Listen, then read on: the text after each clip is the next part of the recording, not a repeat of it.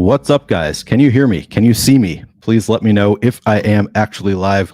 I was struggling a little bit to try to get the timer going. Ended up giving up. Couldn't figure out how to set the timer here so you guys could get a little music and a countdown coming in. I gave up on that. Can you hear me though? Can you hear me? Please confirm in chat that you can hear me, you can see me. I should be on YouTube now. I do not see anybody confirming. Okay, never mind. Getting some confirmation now. Okay, good. All right, guys, welcome to the MLB. This is live before lock. It's not always going to be live before lock. I'm going to be doing this show 6 days a week streaming. This one's actually, it's kind of exciting that I get to do live before lock because I'm going to be showing you guys all the stochastic tools as I go. So you're going to actually get to see the tools like leading up to lock. Some days, I'll be doing the show at 11 Central. Lock won't be for 7 hours. So you get an idea of what the tools look like, but it's not going to be obviously what they end up looking like closer to lock. So things change throughout the day. I'm going to show you though just how I use these stochastic tools. This show is going to be a work in progress, going to be changing over time. I'm sure things will. I'll be adjusting things as I go. I don't know exactly how the timing is going to work, but I'm really looking forward to doing this show, to showing you a look behind the tools, look behind the paywall there. I'll refresh right away. I've got my Fantasy Cruncher open here, and I'm just going to show you how I'm setting up my Fantasy Cruncher. This is not going to be a game-by-game breakdown.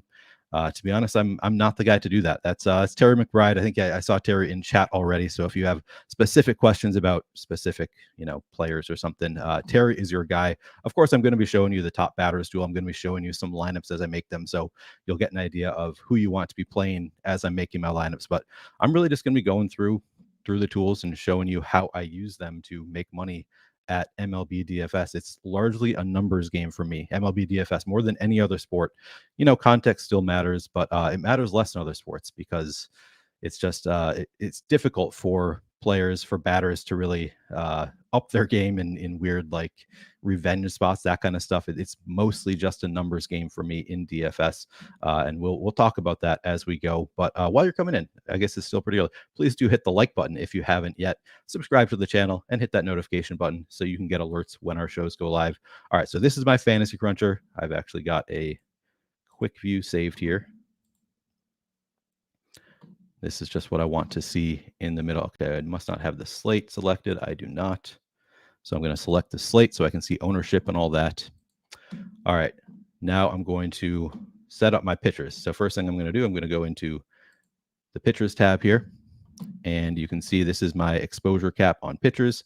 And I just like to kind of eyeball that using the top pitchers tool. I don't usually go in pitcher by pitcher and set like specific caps here. I just kind of look at, okay, what are the top two pitcher odds of the best on the slate? Spencer Strider, 16.6% chance of being a top two pitcher. Now, in some spots, in some sports, or like, stacks, that kind of thing, I really pay close attention to wanting to be close, like play exploitatively here. With pitchers, it's a little bit different in MLB. If you look at like how the top pros play typically in MLB, and that's actually something that I want to be doing on these shows going forward. When it's not live before lock, I think I'm going to look at past slates. I'm going to go into Fantasy Cruncher to look at the day before slate so we can get an idea of what pros did day to day, see if they're adjusting. We want to know if pros are adjusting to different stack types, that kind of thing. So I'm going to be doing that going forward. But today, because it's live before lock, I don't know if we're going to have time. Maybe I'll come back later. And if we do have time, we'll take a look at what some of the pros did yesterday. But for now, I'm just going to jump right into it and start setting some lineups. All right. So first thing I'm going to do is set a cap here. And again, typically, if you look at pros, they're going to eat some chalk with the pitchers. And like Spencer Strider, in an absolutely great spot today. So I'm probably going to be okay, even though he's got a 16.6% chance of being a top two pitcher and he's projected for 21% ownership. If I end up with 30, 40% Spencer Strider because he fits into my lineups well, I'm totally fine with that. So I think with the top two pitcher odds being 16.6% for Spencer Strider, and down from there, I could set a pretty restrictive cap. I think I'm going to cap all pitchers at 30%. Is how I'm going to start this off. So I'm going to go here, click edit, 30%. And again, this is going to change day to day. I was thinking about setting this a little bit higher, but because it is such a large slate, I don't mind kind of spreading out my exposure a little bit. I'm also, I think I'm going to start here by setting up for what I would do if I were making 150 lineups. And then I'm only playing 30 lineups today, so I will adjust and also show you what I'm actually going to do. I'm going to be setting my lineups right in front of you. But first, I'm just going to set up the way I typically set up when I am making 150 lineups. So I just set this cap 30% on all pitchers. Next, I'm going to go into, actually, I'm also going to set a cap on batters. Again, this being a huge slate, I don't think I want to have a ton of anybody. Like, I don't want to have 40% of any batter. Like, I think if you're playing 40% Matt Olson when he's 27% owned on an 11 game slate, 12 game slate, I think that you're making a little bit of a mistake there. So I'm going to go ahead and set max exposure on batters as well. I'm not trying to be really restrictive here because I do want to allow Fantasy Cruncher to make me some highly projected lineups. I'm also going to be, kind of, since I'm going to be setting stacks, that's going to limit the actual projections a bit too. But I think 20% is going to be a good cap for me today in a 150 set on batters. So 30% on pitchers, 20% on batters. Now I'm going to go in and make my stacks. All right, so unique players per lineup on a slate this size, I'm going to go up to 2. Sometimes I don't even. I just set it at 1. I don't think I usually end up with lineups that are 1 apart from each other anyway, just because of how restrictive I am with my stacks. But I think that is a fine place to start. Salary, don't care about salary in MLB DFS. Hitters versus pitcher on a slate this size, I'm not going to allow any hitters versus my pitcher. Going to leave that at max of 0. Global, yeah, I'm not going to change global exposure setting. Already adjusted that for both batters and pitchers. And then randomness, I'm just going to set this at, you can set it pretty high for MLB DFS, to be honest, but I'm just going to set it at 30%. I think if you want to use 50% or even greater than that, I don't have any issue with that. Yeah, players from each team max going to leave at 5. And then the next thing, so this is baseball. I'm not using groups. Typically, there are places where I might end up using some groups, and I'll show you when I do. But my biggest thing here is just going to be creating some stacks. All right, so right away on a slate this size, and this will be something that I'm looking at going forward, but typically on a very large slate, I'm using 5-3 stacks or sometimes just 5-0 stacks, letting some one-offs in there, maybe some 5-2 stacks with a one-off. Sean V says this isn't live before lock. This is live before lock. Lock is in 1 hour from now, so this is the rare live before lock show. This is not. I'm not doing the standard game by game. If that's what you're used to, I'm sorry, Sean. You're gonna have to find that elsewhere. You can talk with Terry in Slack. You can talk with EMAC, but you're correct. I'm not doing the standard live before lock. I am just showing you exactly what I'm doing, how I'm setting my lineups. All right. Next, I am going to set my stacks so I'm setting 5-3 stacks. So I'm setting first my 5-man stacks. And to set my 5-man stacks, I'm going to be using the top stacks tool. And I'm just going to go down each stack and kind of eyeball it. All right, so first stack on the board, Atlanta. You can see here, 11.4% chance of being the top stack, projected for 19% ownership, 5.4% chance of being the top value stack. I don't think I want a ton of Atlanta in a 150 set. I'm still not going to cut them out completely from my 5-man stacks. I think there are some pros who would. I think that I'm just going to go under the field here. So if they have a top stack odds of 11%, 19% ownership, I'm going to try to play a little bit exploitatively here, and I'm going to set Atlanta at 6%. So I can't get any more than 6% 5-man Atlanta stacks. Maybe better to just go team by team this way. All right, I'm going to look at the White Sox.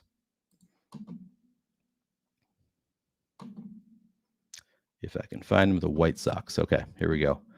They have a 5% chance of being the top stack on the board, projected for 3% ownership, 3.5% chance of being the top value stack. Maybe I'll get on top of that 5% a little bit because it looks like they're going a little bit under owned. So I'm going to set Chicago at 6%. All right, Houston. Looking at Houston, 5.4% chance of being the top stack, 3.9 top value stack, 7% ownership. So I'm probably going to want to be underweight to the field on Houston. You can see both of their top stack odds, top value odds are under their ownership share. So I'm going to play less than 5% Houston. I'll set them at 3%. You can see this is not an exact science. And what I'm going to end up doing, so I'm going to, kind of eyeball it at first, and then I'm going to go through and look at all of the teams cumulatively, and I want to be around 100%, not too far over. I can't be under 100%, or I'm going to run into issues. You need to at least allow for 100%, but I'm going to try to be just a little bit over 100% cumulatively, so that it's going to create approximately how much I want of each stack. All right, Toronto. And I will join you in chat in a little bit. This is the part where I need to be looking at this closely. 3.4% projected ownership, 4.8% chance being the top stack. So I want to be a little bit above the field on Toronto. Looks like they're going a little bit under-owned relative to their odds of being the top stack, the top value stack. So I'm going to go right in. That might be a team that I end up targeting today. Looks really good in the tools. St. Louis, we're looking at 0% ownership with a 2% chance of being the top stack. So maybe I just go, 3% St. Louis.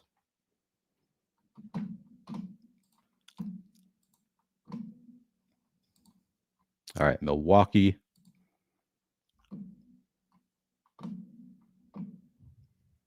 1% ownership, 7% chance of being the top value stack on the board, 3% chance of being the top stack overall on the board. So really going to like Milwaukee here. Also going to be some leverage. Justin Steele is likely to be pretty chalky here. So I do like the Milwaukee spot, even though I am going to like Justin Steele as well in my non-Milwaukee stack lineup. So I'm going to get to above the field on Milwaukee.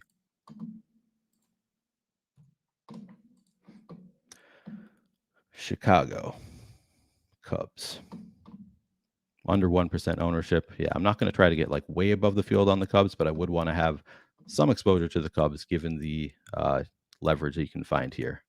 So maybe I'll get up to 2% of the Cubs.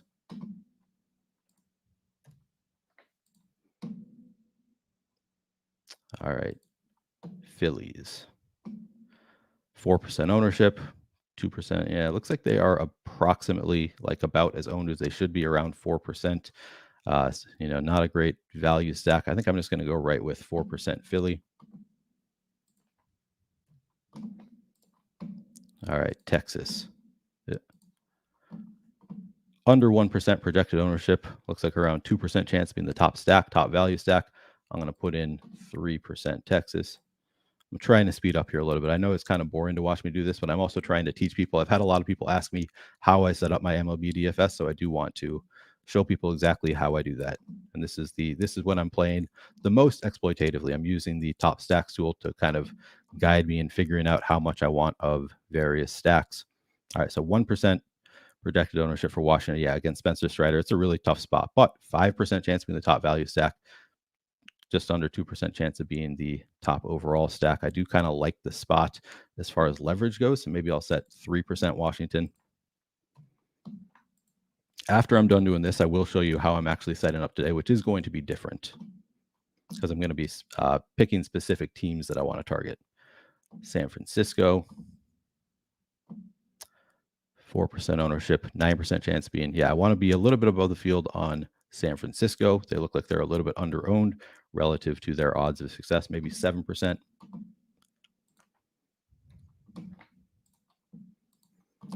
The Yankees,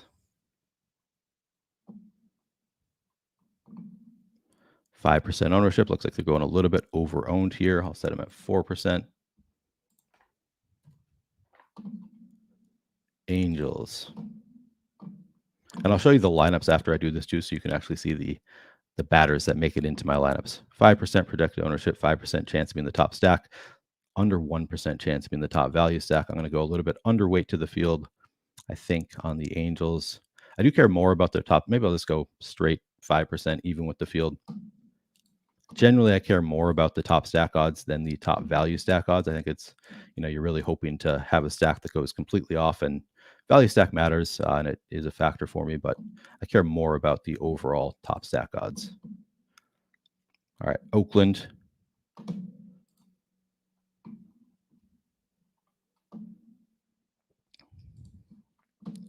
Projected for under 1% ownership, 7% chance of being the top value stack, 1.4% chance of being top overall stack.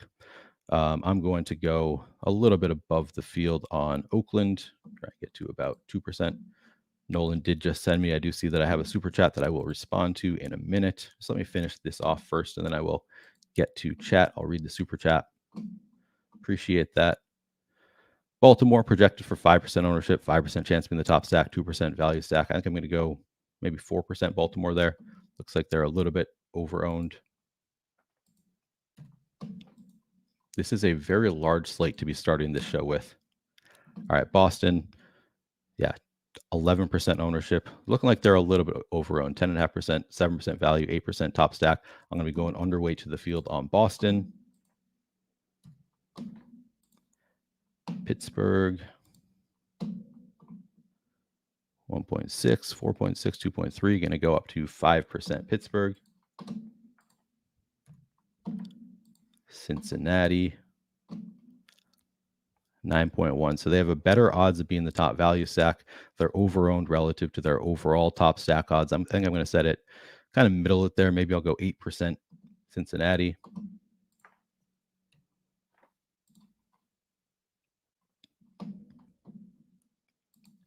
Detroit. Under 1%. About 2% chance of being the top. I'm going to go to 3% Detroit. Tampa. 3.6. Looks about right. I'm going to go to 4%. Just never ends. There's so many teams on this slate. All right, Minnesota. Go Twins. 6%, 6%, 5%. I'm just going to go right even with the field there. Kansas City.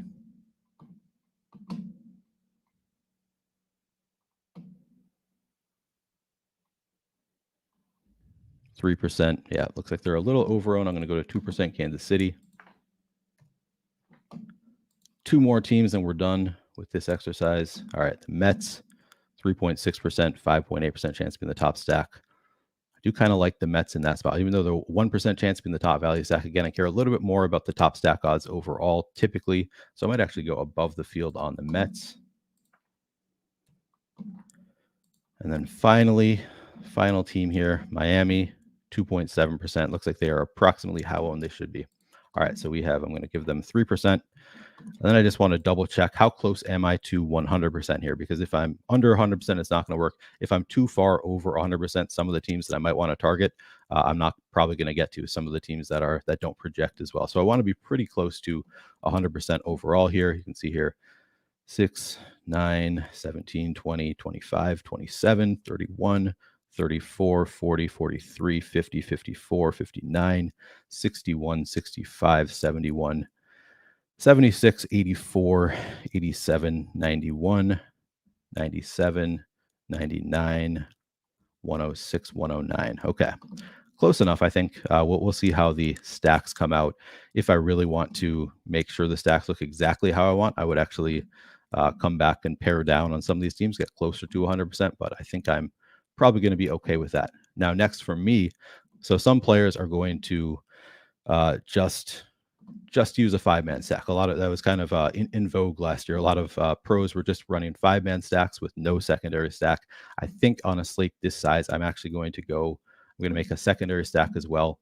This one is simpler. I'm just going to, so I'm adding a team stack here, and it's going to be a 3-man stack. So I'm doing 5 3 stacks here.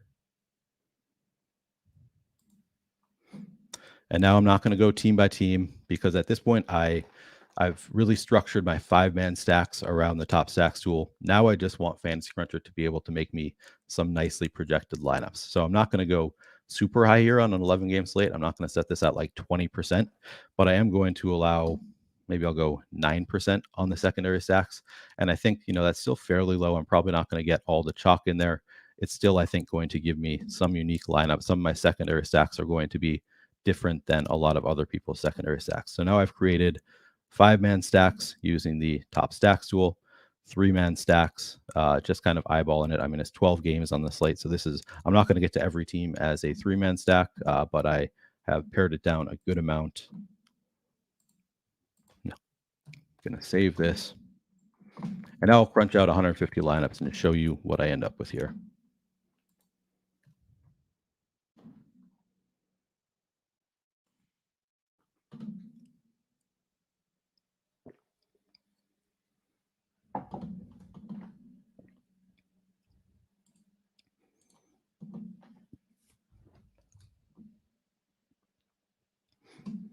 All right, chat is moving pretty quickly here.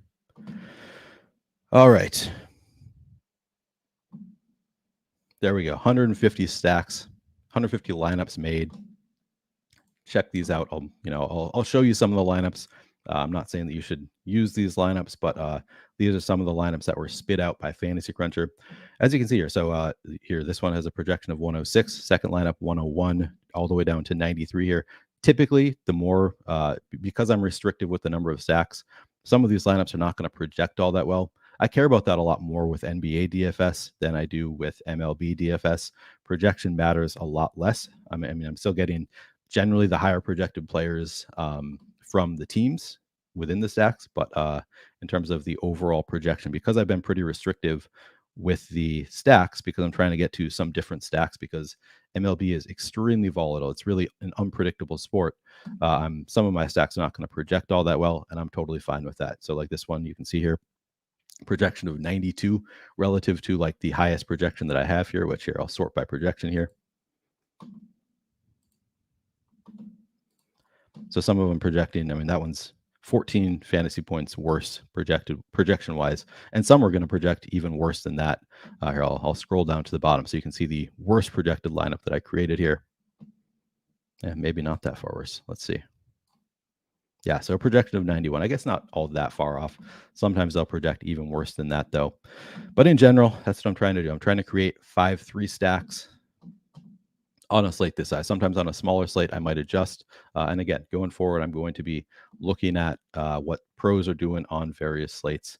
But that is generally how I approach MLB DFS. It's very simple, but I know some of you are here. You want to look at some of the better plays. You're not using Fantasy Cruncher. You just want to look at some of the top plays on the board. Josh Gillum asks, any weather concerns? I think the only game that has any real weather concern is the Yankees game, and I'm not factoring in currently. But yeah, I think that's the only game that has some weather concern at this point. Soup Can Sam, are you going over the slate? Yeah, so I'm not going game by game, and that's, if you're looking for game by game, I'm sorry, that's not going to be what I'm doing. I think that this is better. I think it's more useful in general for people, particularly if you don't have a subscription. You can see I'm giving you a little look behind the tools, but if you do have a subscription, I think that you can also, hopefully I can teach you something here. I can teach you how to use the tools if you're not entirely sure how. So yeah, not going game by game here, but I will show you the top batters tool. I know that's something that people are probably going to want to see here. And I'll show you position by position real quick.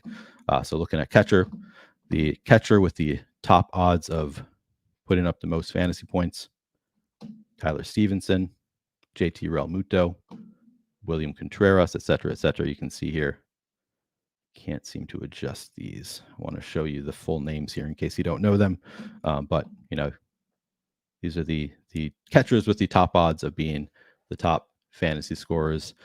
Projected ownership over here. So you can see the guys who have the highest odds going pretty high owned. Interesting that Sean Murphy, 15% ownership. I guess he's a good, 3,900, relatively cheap. I'll show you real quick. Also happy to answer questions as we go. Again, this is a work in progress. I want to show you how I'm setting lineups, but I'm also open to adapting, adjusting as we go. First base, Anthony Rizzo, Shohei Ohtani, Mountcastle. Looking good there.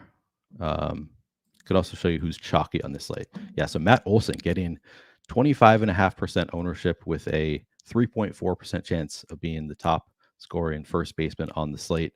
That's probably not somebody I want to have a ton of. My guess is that I do have, because of the way I've only set a cap at 20%. So I would guess because he projects well enough to get that chalky, guessing I'm going to have a lot. Yeah, 13.3%. So I am under the field a good amount. Happy about that. When a player is that chalky on a slate this size, I'd rather stay away. All right. So the other thing that I want to do, so that's generally my approach. If I am doing a full 150 lineups and I have time, you don't necessarily have to do that though. I think you can make lineups a lot of different ways using Fantasy Cruncher. So I'm going to go back in and I'm actually going to delete my stacks. Actually, let me refresh because we do have some new lineups.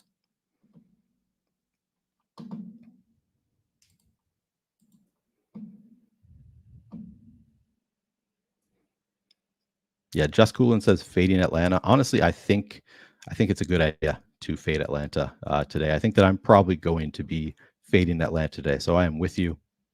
I did want to actually let me respond to that super chat. So Cat's Body Double asks, do you think Josiah Gray has cleaned up the giving up home run issue or no? How do you feel about the insane win there today? So here's how I'm going to answer that question. We don't have Terry here today. Maybe Terry has already answered this in chat. Terry would be the better guy to answer that question. But my answer is going to be based on our projection and based on our top pitchers tool, because Vegas will have a better idea of this than I do. So it's already baked into the projections. It's baked into our simulations. The weather, the weather is factored into the line for the game. So if the weather is a huge concern, we're going to know that in our projections. So let me take a look here. Where do we have Josiah Gray?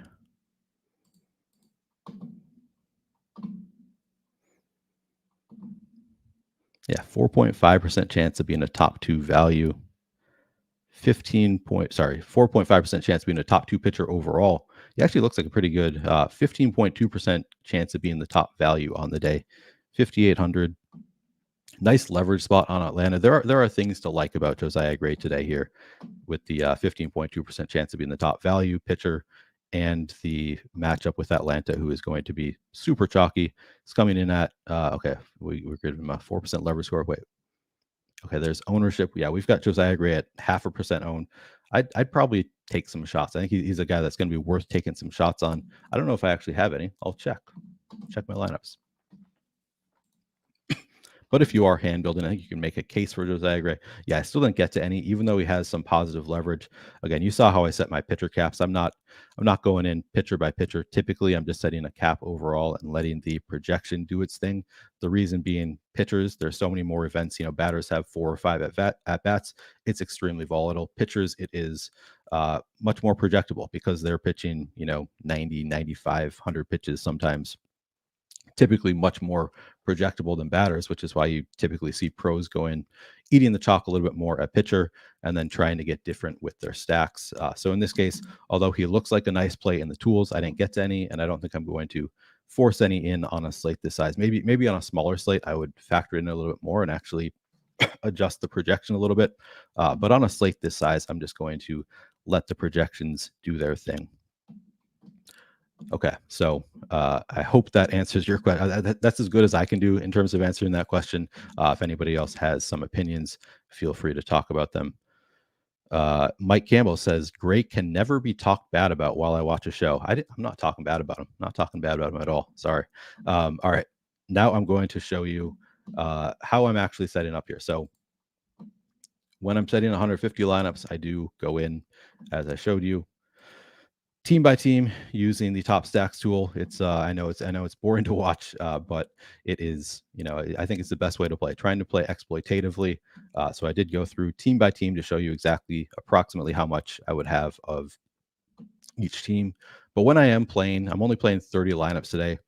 I'm going to take a different approach. I'm not going to go this incremental. I'm just going to decide which stacks do I want to play today. So that is going to be what I do next.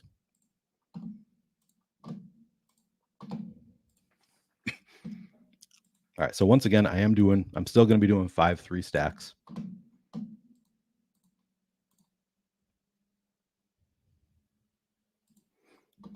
And I don't know exactly how many teams I'm actually going to choose here, but I'm going to start. Actually, I'll show you that first. So this is when I don't have time, and some days you might not have time to go through team by team. And honestly, I think this also works fairly well to make high projectable lineups. So we have 24 teams on the slate today. So if you did 5% of each, you're going to be really spreading out up to at least 20 teams in your pool.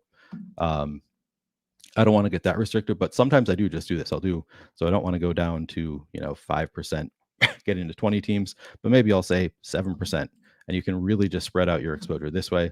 So I did a 7% 5-man stacks, add a team stack.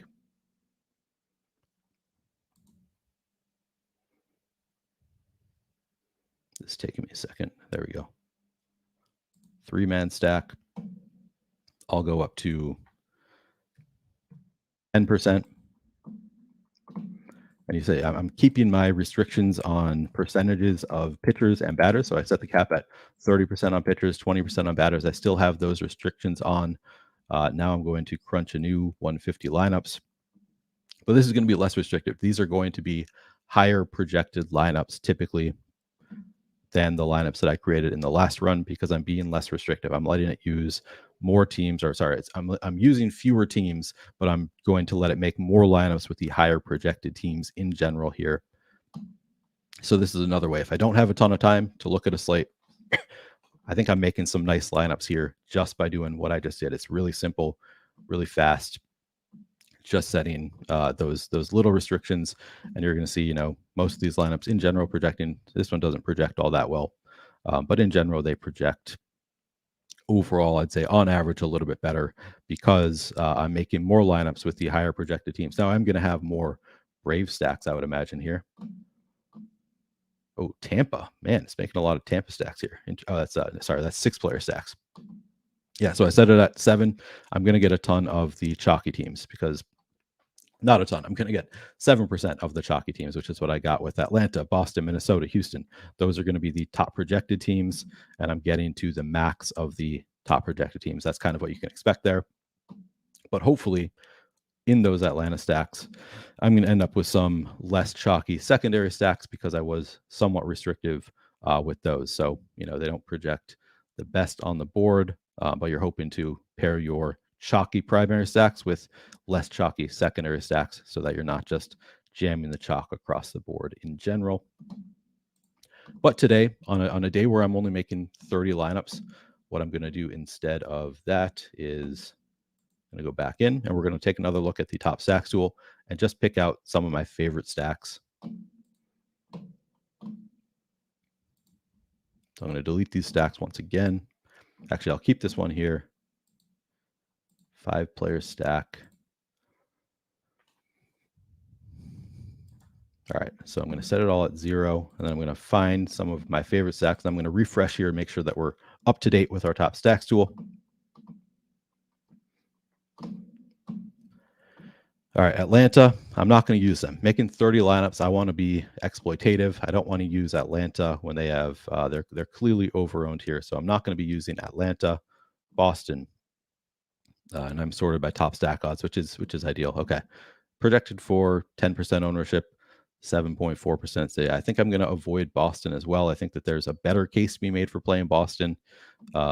Minnesota, maybe I'll play some Minnesota. I'm also a homer, so one more reason to play a little Minnesota. Maybe I'll play 10% Minnesota. I'm just going to choose 10 different teams to stack up here.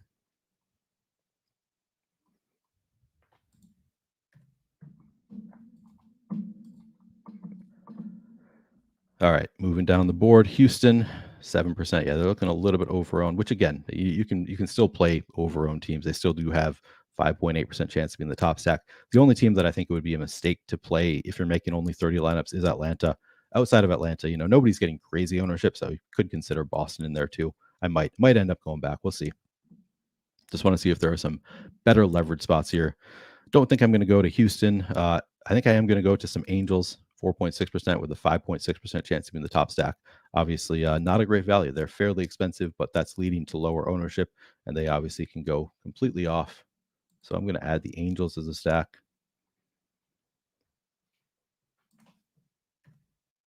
All right, so we've got 2 stacks in there. And I'll show you the players too. I know not everybody has access to these tools. Yeah, White Sox look good. 3% projected ownership, 5.4% chance to be in the top stack. Definitely going to want to include the White Sox here.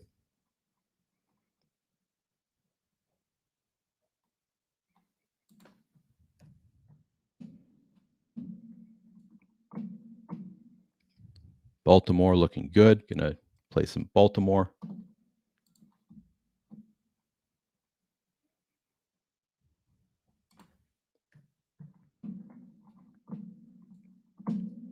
By the way, guys, if you want access to these tools that I'm using, we do have a promo going on now. It's only tomorrow is the last day for the MLB is back promo. The link should be in the description of this video, or you can use promo code MLB is back when you sign up.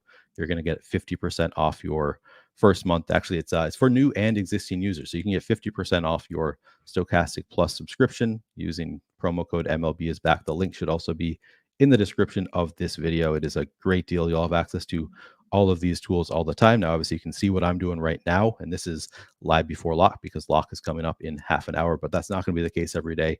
These are extremely useful tools, so highly recommend using that MLB is back promo code.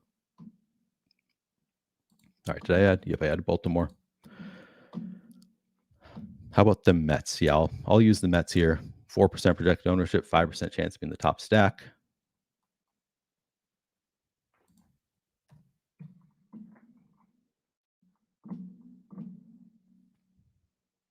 Cincinnati, although they have negative leverage in terms of top stack odds, they do have pretty good odds of being the top value stack on the board against Rich Hill. I kind of like Cincinnati. I'm going to go there.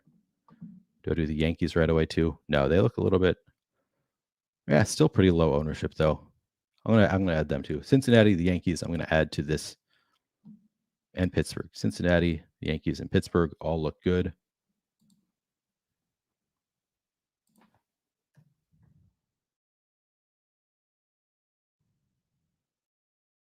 Add in now.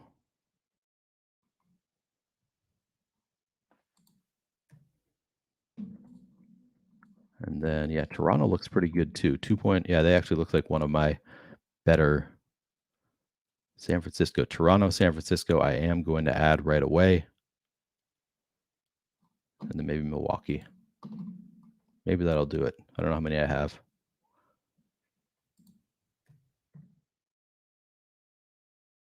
It doesn't have to be 10%. Obviously, I can see how many I have, and I can adjust the percentages based on that to, again, be close to 100%. All right, so I've got 1, 2, 3, 4, 5, 6, 7, 8, 9, 10, 11 teams now. So if I go to 9% on most of them, well, let's just see how it works out. I'm going to leave it at, I've got 11 teams with 10% each. So I'm up at 110%. Could get a little bit more nitpicky here, but I'm going to leave it just like this. And then again, secondary stack, I'm not going through and worrying about as much. I'm letting it set some more highly projected lineups for me. So I'm going to add a secondary stack. Again, 3 players.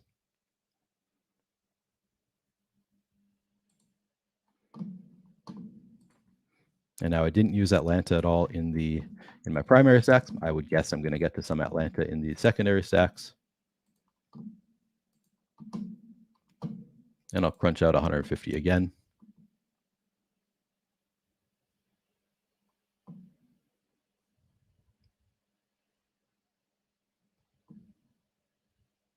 And I'll show you some of the highest projected here. Again, though, projection, not all that important. I mean, it's important. You want to have a highly projected lineup, but it's not nearly as important as like basketball. All right, I'm going to sort by projection here. And yeah, as you can see, Atlanta, they just project too well there. This Atlanta secondary stack is in all of my highest projected lineups. I think it's fine to use them as a secondary stack as long as your primary stacks are getting a little bit different. So these are some of the lineups I'm getting to the top. And if you just look at, I'll show you the highest, the players I get the most of here. So at pitcher, yeah, not a surprise that I get 30% Justin Steele. He's at my cap. Nick Lodolo, Brandon Woodruff, Spencer Strider, all making it to my cap of 30%. Not a huge surprise there. I'm actually surprised that Spencer Strider, I didn't have one more. That's a little bit of a surprise to me. And these, because I did 5-3 stacks, there are some teams that I'm probably not getting to here. You can see I'm getting to a lot of Tyler Stevenson. That's not a surprise based on the top batters tool. Danny Jansen, Blake Sabol, Adley Rutschman. We just got that lineup also. So I'm actually going to refresh.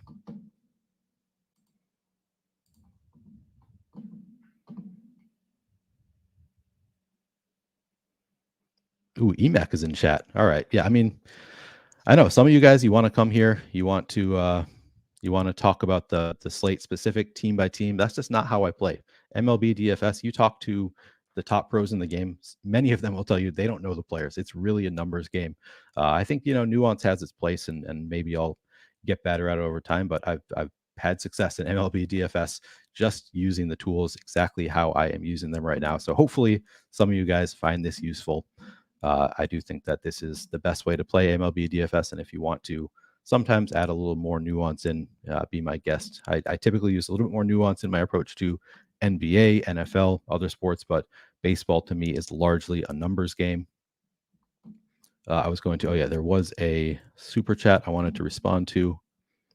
H says, do you set global exposure for MLB? I don't. So, I mean, because I went in and I set different exposure for hitters and batters, if I went in and set a global exposure now, it would override it. But I did set. So for pitchers, you can see here, I did it on this screen.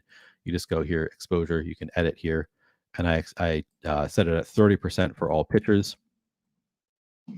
And then for hitters, I went in separately and did 20% for all hitters.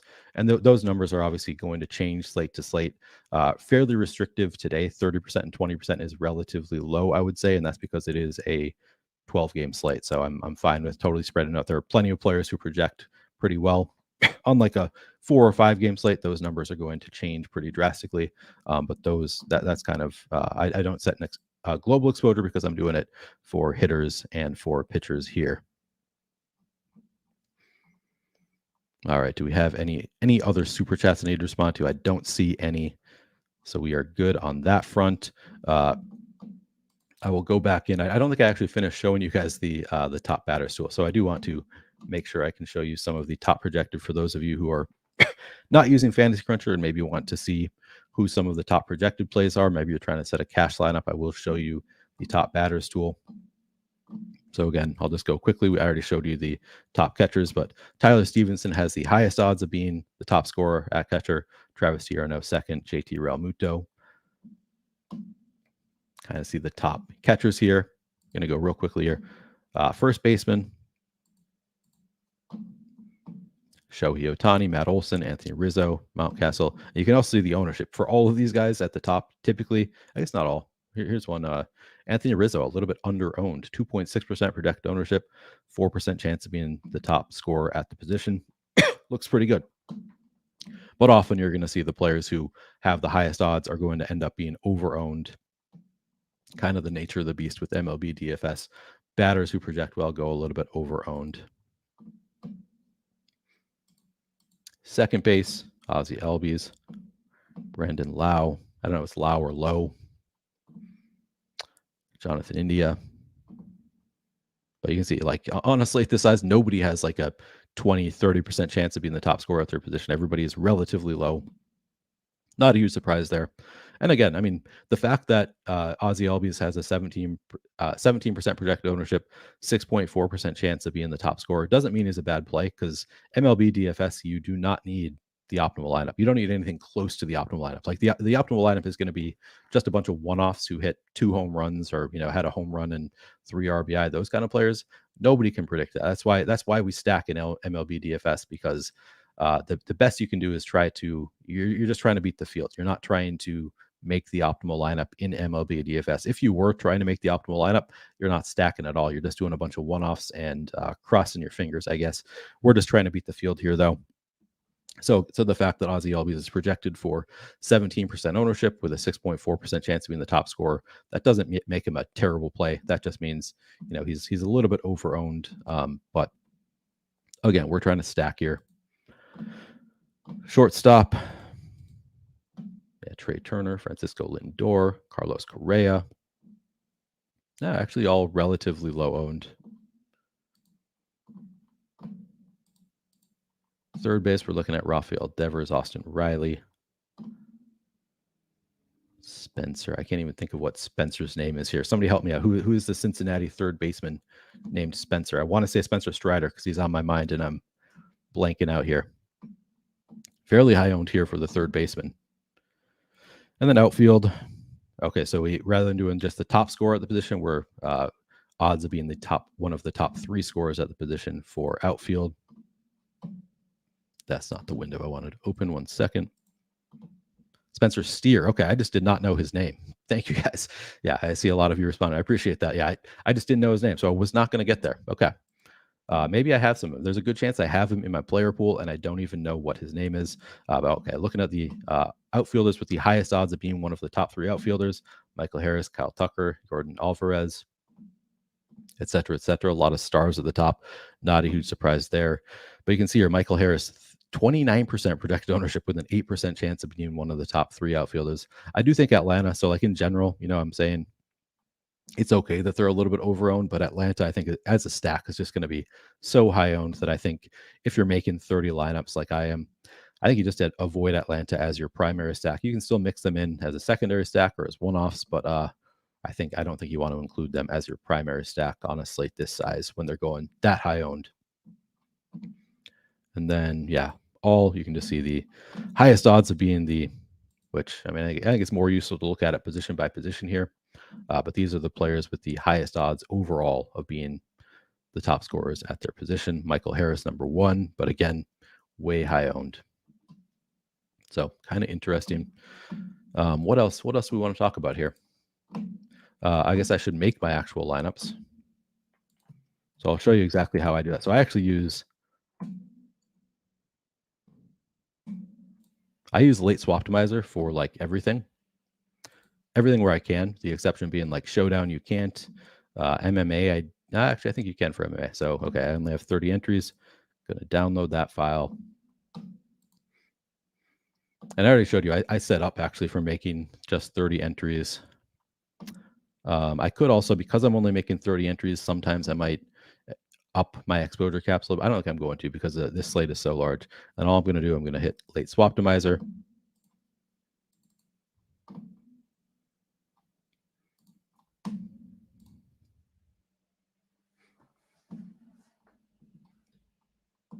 And these are the 30 lineups I'm going to enter here. Make sure I don't have anybody with a yellow or red indicating that they're not starting today. Looking good. Okay. Looks good. Export. Upload. And we're good. I've uploaded my 30 lineups. Quick and easy. I know that there are players, like I think Josh Engelman is one who like crunches out hundreds of lineups and then chooses from that set. And that's another way you can go about using Fantasy Cruncher. Obviously a great player, but I find this fairly easy to do. Hey, Neil, do you still get 6-4 stacks when running lineups? I do not get 6-4. I guess I get to some just because if you include the pitcher in there. So I might have, you can see here I got 2 6-player stacks from Cincinnati and Milwaukee, and that's just I got the five batters plus the pitcher there. But you can't play 6 batters on DraftKings.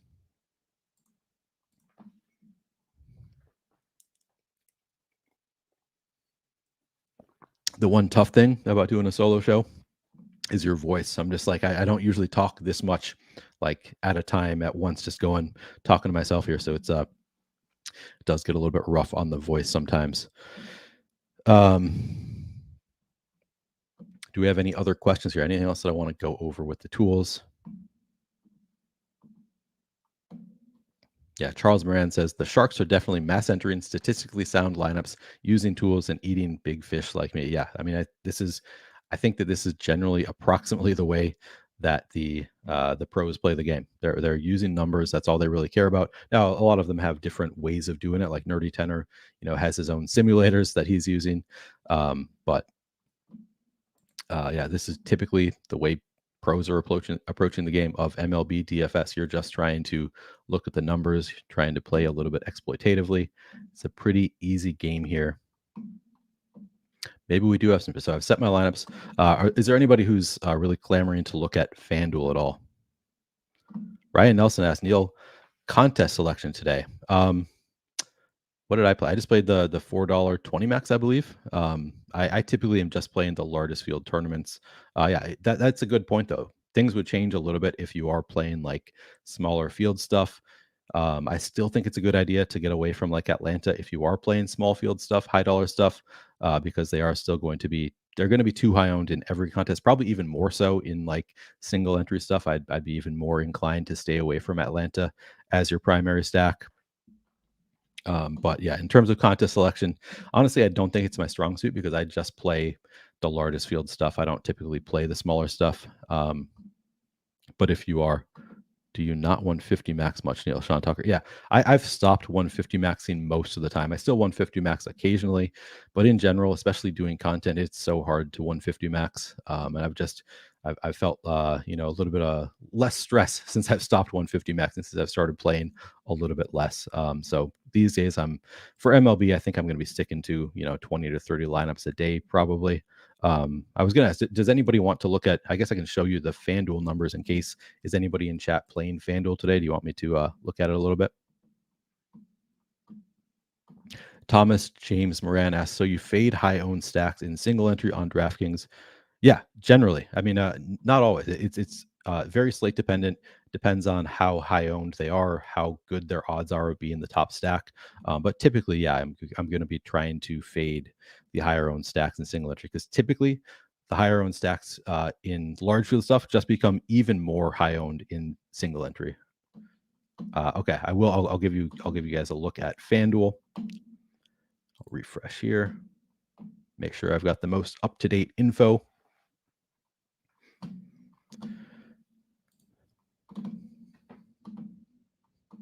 All right, so looking at the top stacks tool for FanDuel.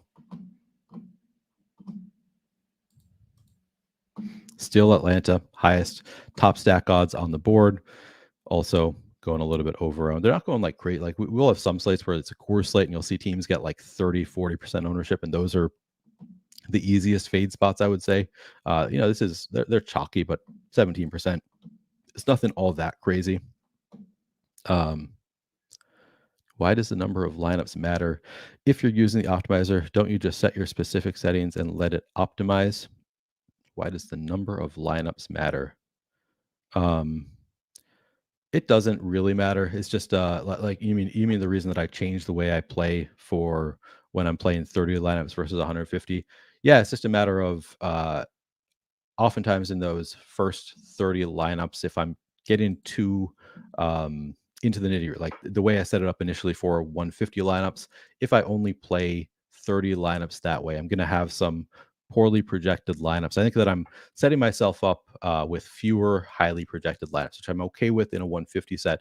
But in a 30 set, I'm really putting myself at risk of not cashing anything, I guess, if I play that way. I think if I just focus on a few teams that I like that have high enough odds of being the top stack in a when I'm doing 30 entries, I think I increase my odds of cashing, and it's just a little bit easier to take a look at it yourself and take stands when you're playing fewer lineups. I guess it's maybe not. You could play the way that I set it up initially for a 150 max. I guess the answer is you could play that way for a 30 max. I'm more inclined with fewer lineups just to take bigger stands, decide on particular stacks that I want to be playing. So that's the only reason. There's no real great logic behind it, if I'm being honest. Okay. So looking at the top stacks here, I think I'm just going to take a look at which stacks here look the best. Does anybody have any opinions here? I mean, I think Atlanta clearly looks a little bit overowned. Boston looks a little bit more overowned on FanDuel as well. Minnesota looks slightly overowned. Cincinnati looks okay here. Houston looks okay. All of the top stacks are higher owned on FanDuel than on DraftKings, it looks like. Yankees, you can see a little bit of positive leverage in terms of top stack odds. That's good to see. Nate Bowling might have missed this, but do you set a salary minimum for your crunch? No, not at all for MLB. I think you'd be making a mistake if you do for MLB set a minimum. Okay, looking closer at the stacks. All right, I can pull up Fantasy Cruncher for FanDuel as well, so you can actually see the lineups here. I'm not going to go through the whole boring process of setting them using the top stacks tool again, but I will show you. I'll show you the top stacks tool, and I will show you what the lineups look like for FanDuel if I just set like a universal cap here. So once again on FanDuel, so I'll start with the top pitchers.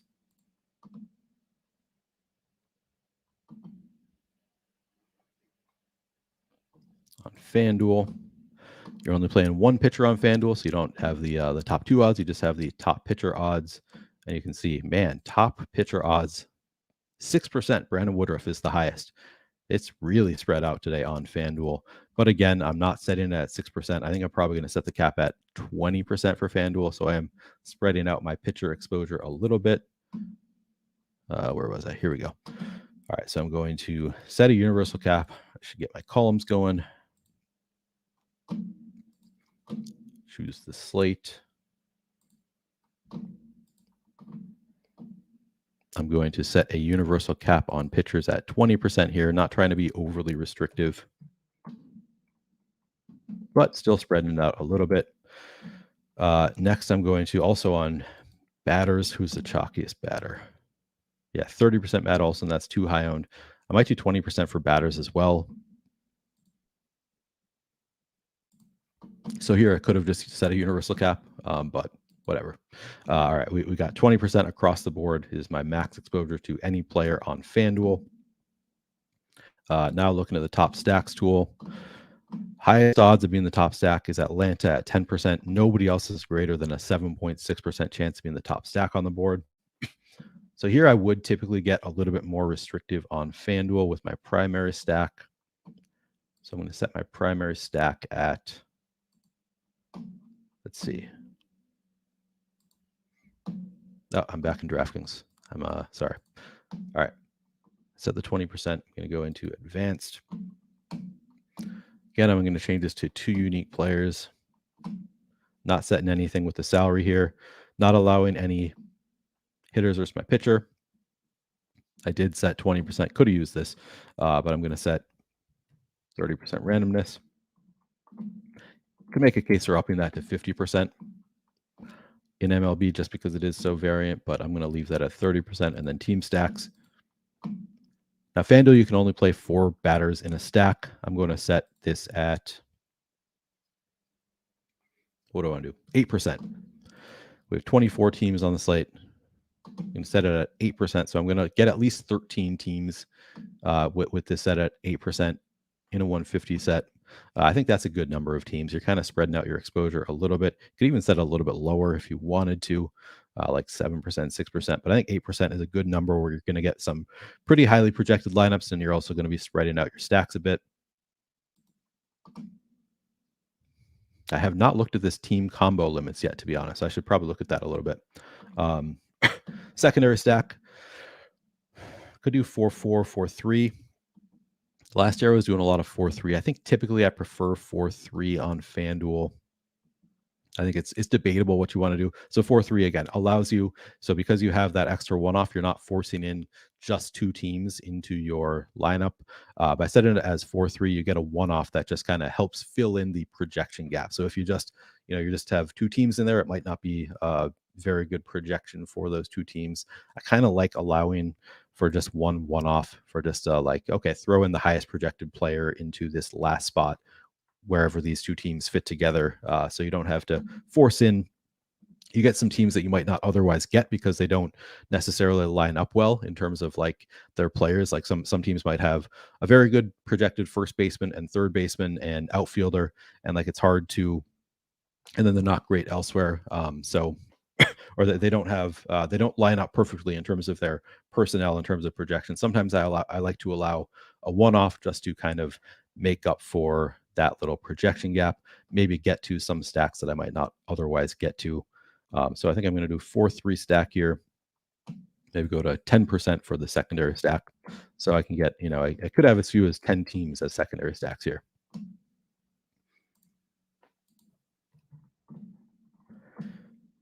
All right, and then I'm going to crunch out 150 lineups.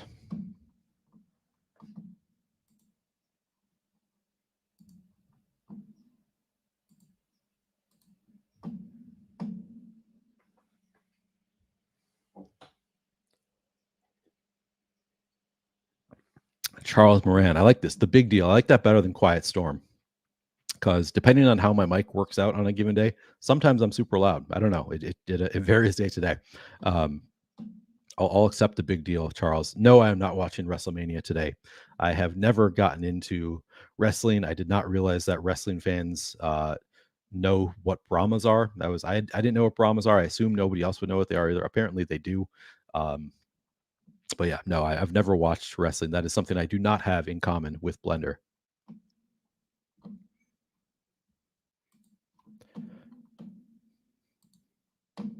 All right, so you can see I got to good amount of Justin Steele. He's 8,600 on FanDuel. Nick Lodolo, Brendan Woodruff, Zach Eflin. Not much Spencer Strider. That surprises me a little bit. He's obviously got a great matchup. Looks like just a great strikeout pitcher, but didn't get to a ton of him. Maybe it's the price tag. He is the most expensive on the slate. He's not even that high owned on FanDuel. Interesting. But so you can see here's the lineups that I end up with on FanDuel. Didn't do anything to like curate the different types of lineups I get here. Obviously, I'm going to get Atlanta as my first stack here. I got a secondary stack of Cincinnati. Actually, no, I got Cincinnati as my first stack, Atlanta as my secondary stack in this one, along with Spencer Strider. Second stack I get here is Boston as my primary, with Houston as my secondary stack. And another thing I guess I should note is when I'm setting my stacks, I allow for every position, and I also don't require like you could set a max gap of one player so that you don't get players more than two apart from each other. I'd be more inclined to do that with my secondary stack than my primary stack in general, like require that the batters from that stack be close together in the batting order. But I also like there is positive correlation throughout the stack because, you know, if a team's doing well, that just means more at bats for everybody. There's obviously greater positive correlation for batters who are next to each other in the order because they, you know, one batter gets on base, the second batter bats them in. It's an RBI for the second batter and a run for the first. So there's greater correlation with batters who are closer together in the stack, but there is some correlation throughout the stack as well because if the team does well, it just means more at bats for everybody. So I don't set any kind of max gap. If I were going to, though, I would think about doing it for the secondary stack. That's the one that I have thought about, and maybe at some point this year I will change my mind. Maybe after we dig into what the pros are doing this year, maybe I'll change my approach there. But for now, I'm not kind of setting any max cap. You have multiple team stacks set. You can add exposure limits to restrict how many times the teams may be used together. That does seem really interesting. So that's actually, I have not used this tool yet. I had not seen that we have it. That might be something that we explore going forward because I actually think that is really cool. Because you can just like straight up say, I don't want my primary stack and my secondary stack to both be the chalk teams. You can kind of force it to play, you know, when you play a chalk stack like Atlanta, you're not playing them with Boston or whoever else is going to be a super highly owned stack. So I actually think this is going to be a cool thing that I explore going forward. But yeah, not something that I have given much thought to yet. I guess we can, if you wanted to look at all of the FanDuel stuff, I think it's lock is in 3 minutes, right? But I'll show you real quick. The top stacks on the board: Atlanta, Boston, Minnesota. Top leverage stacks on the board: Toronto, the White Sox, San Francisco. Look like some nice leverage spots. Pittsburgh, Milwaukee. I'll show you the top pitchers as well. I guess we already looked at this a little bit. Nobody with like incredibly high odds of being the top pitcher on the board. But it is Brandon Woodruff, Nick Lodolo, Spencer Strider. And then top batters for FanDuel. I should say before we finish the show, if you live in one of 4 states, we have an incredible offer here from Bet365. And I mean that it is as good of an offer as you are ever going to find anywhere. So I should look up what those 4 states are, make sure I get this offer out to you guys. If you live in New Jersey, Colorado, Ohio, or Virginia, go to Bet365, take advantage of this offer. You just have to put $1 at risk. You deposit it, you bet with that $1, and they're going to automatically give you $200 in bonus bets. Don't know how long this offer is going to last. They already reduced it from $365 that you get to $200. So I think that there's a chance that this offer is not going to last all that long. So if you live in New Jersey, Colorado, Ohio, or Virginia, definitely check out Bet365. That's just an incredible deal. You're not going to find a deal like that anywhere else. All you put at risk is $1. The worst you can do is lose $1. And of course, the upside is unlimited. So highly recommend checking that out. If you're in New Jersey, Colorado, Ohio, or Virginia, check out Bet365. Link in the description of this video. Of course, the legal age for gambling in most states is 21 plus. And if you or someone you know has a gambling problem, call or text 1-800-GAMBLER. But again, New Jersey, Colorado, Ohio, Virginia, check out Bet365. Somebody said, Neil, you need to take a drink of water. Yes, you are absolutely right. This is tough on my voice. I am not used to talking for an hour straight. I'm doing my best here, but it is my voice getting a little bit dry. Usually in the NFL videos that I do for this, I take a big old gulp of water between those. I do a DraftKings, big gulp of water, or 2 or 3, and then I do FanDuel. So it's going an hour straight.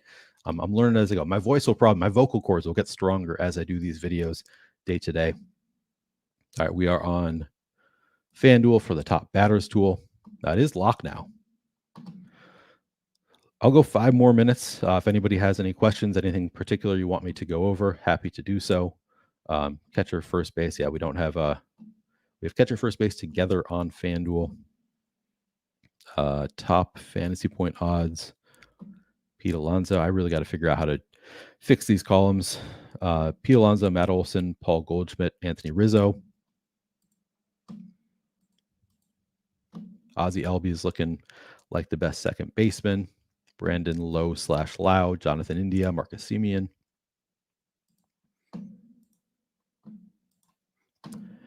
Trey Turner, Carlos Correa, Jeremy Pena. Rafael Devers, Austin Riley, Justin. I feel like I know this one. Can't think of it though. Top 3. Yeah, I got to figure out these columns. Acuna. Hang on, opening chat, seeing if any of you know who's Justin. EMAC asking, is there an NBA show today? Yes, there is, which EMAC knows because I am on the NBA 2-game live before lock with EMAC later. So make sure you come check it out. Okay, EMAC says Brandon Lau as in now and Nate Lowe as in no. That's always been I can't get those 2 right.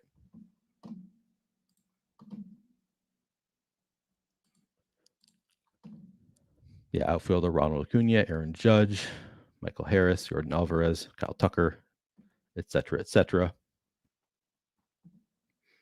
All right, I think we're getting to the end of this show. I hope you found this useful. I know it's not everybody's style. It's a nice thing about doing my show my way. I'm hoping that the people who like this format will stick around, come back. Every day I'm going to be doing this 6 days a week. And if you don't like this format, I'm sorry. It's I'm not the guy to go game by game, and that's it's just not. I don't think that is the best approach to MLB DFS, diving deep into individual players and stuff.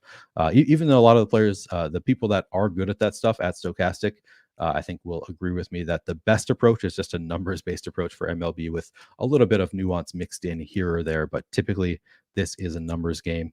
I will be back on Monday though with Terry McBride, just saw on the schedule today, so I'm happy to be doing that show with Terry McBride. And the beautiful thing about that is I host those shows, so Terry does know all of the ins and outs of all the batters, the ISO, the WRC plus, all that stuff. Terry is as good as it gets probably on the planet in knowing all the ins and outs there, so I don't have to know that stuff when I'm hosting the show. It's a beautiful thing. I can just ask Terry. He'll go through that stuff with me on Monday. Looking forward to that.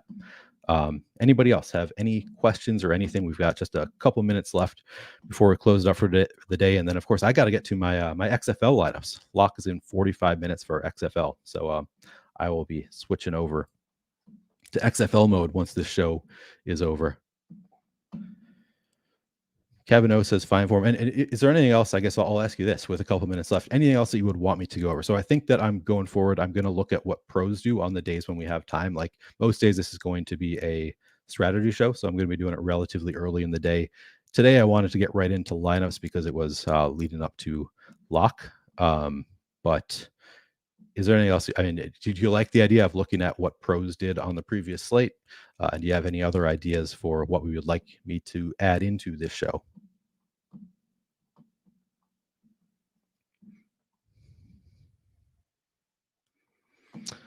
Yeah, Charles, you're saying Neil Flannel God, aka the real deal. Why are we switching up my nickname?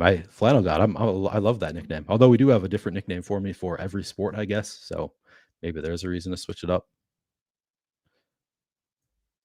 We would love to see the builds pros use. Okay, cool. Yeah, I feel like that's useful because it's something that switches kind of year to year. It evolves over time. Stacks just became a thing a few years ago that all the pros were using.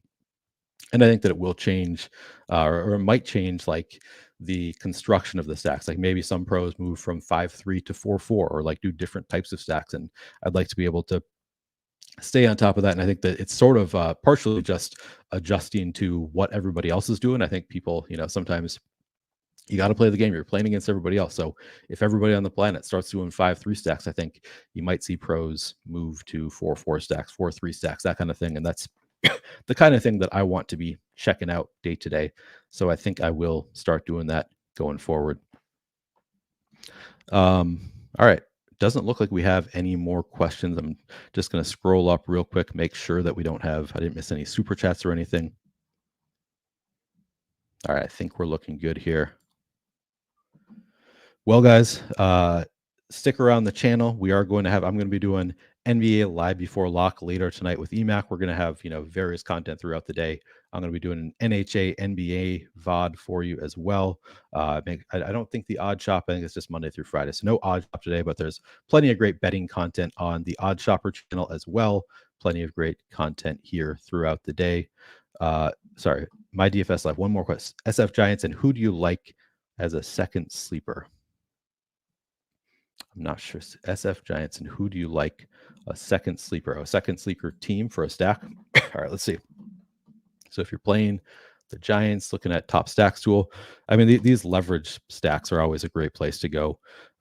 Pittsburgh looking pretty good here, 3.2% projected ownership, 4.7% top stack odds. Looks like a pretty nice spot to go. I'm more inclined to go to these ones, and like you'll find some positive leverage on teams that just have zero ownership, like Detroit here, 0.6% with 1.6% top stack odds. Like you'll find those, and I'm more inclined to go to the more middling teams that have good leverage scores. So in general, I'd say Pittsburgh looks like a perfectly nice. Chicago White Sox look good. Toronto looks good. I think Toronto looks like a really, really strong team today at just 1.3% ownership. So hopefully that answers your question. All right.